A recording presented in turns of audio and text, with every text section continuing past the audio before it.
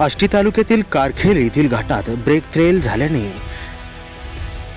Diesel petrol घेऊन जाणारा tanker पलटी।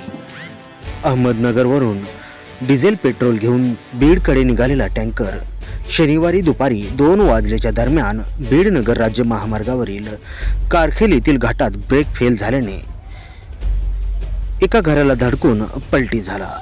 अहमदनगर येथून डिझेल पेट्रोल घेऊन एक टँकर क्रमांक MH04JK 726 बीड नगर राज्य महामार्गाने बीडला जात असताना आष्टी तालुक्यातील कारखेल येथील एका वळणावर अचानक ब्रेक फेल झाल्याने चालकाचा ताबा सुटून फुलाजी दगडू घुले यांच्या घराला धडकून पलटी झाला। यात चालक अशोक माळी राहणार चिंचोली माळी जिल्हा बीड हा नशीब बलवत्तर म्हणून बचावला। टँकरमधून रस्त्यावर मोठ्या प्रमाणात डिझेल सांडल्याने मोठी दुर्घटना घडण्याची शक्यता होती। माहिती